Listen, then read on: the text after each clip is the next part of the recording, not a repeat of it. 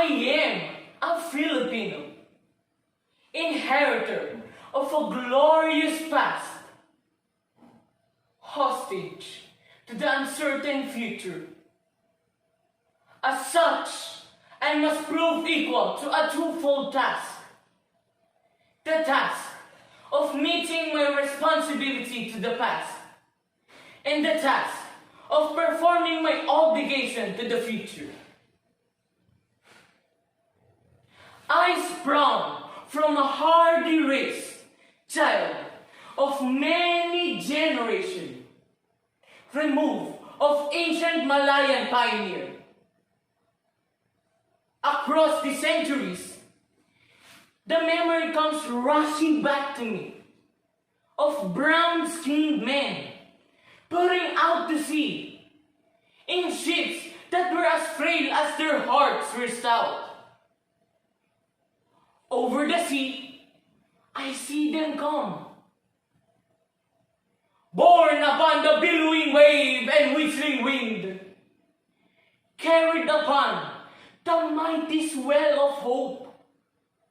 Hope in the free abundance of new land that was to be their home and their children's forever.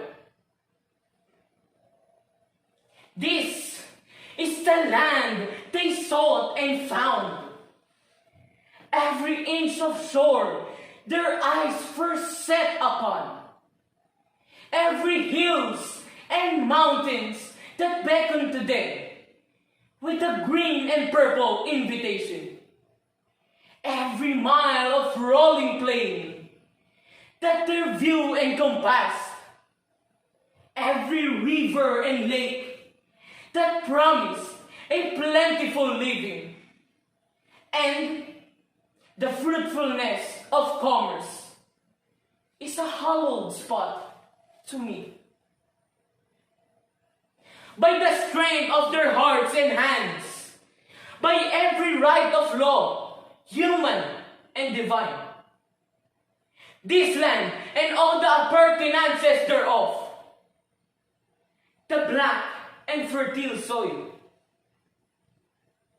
the seas and lakes and rivers steaming with fish, the forests with their inexhaustible wealth in wildlife and timber, the mountain with their bowels swollen with minerals. The whole of this rich and happy land has been, for centuries without number, the land of my fathers. This land I receive in trust from them, and in trust will pass it to my children, and so on, until the world is no more. I am a Filipino. In my blood runs the immortal seed of heroes. Seed that flowered down the centuries in the deeds of courage and defiance. In my veins yet pulses the same hot blood that sent Lapu-Lapu to the battle against the first invader of this land. That nerve lakandula in the combat against the alien foe. That drove Diego Silang and Dagohoy into rebellion against the foreign oppressor. That seed is immortal. It is the self-same seed that flowered in the heart of Ocerizal that morning in Bagong Bayan, when a volley of shots put an end to all that was mortal of him, and made his spirit deathless forever. The same seed that flowered in the hearts of Bonifacio at Balintawak, of Gregorio del Pilar at Tiradpas, of Antonio Luna at Kalumpit, that bloomed in the flower of frustration in the sad heart of Emilio Aguinaldo at Palanan.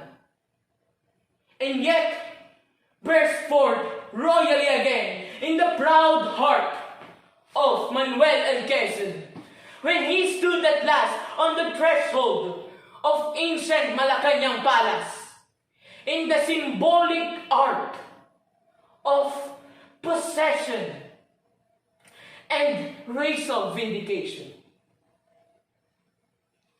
The seed I bear within me is an immortal seed. It is the mark of my manhood, the symbol of dignity as a human being. Like the seed that were once buried in the tomb of Tutankhamen many thousand years ago, it shall grow and flower and bear fruits again. It is the insignia of my race, and my generation is but a stage in the unending search of my people for freedom and happiness.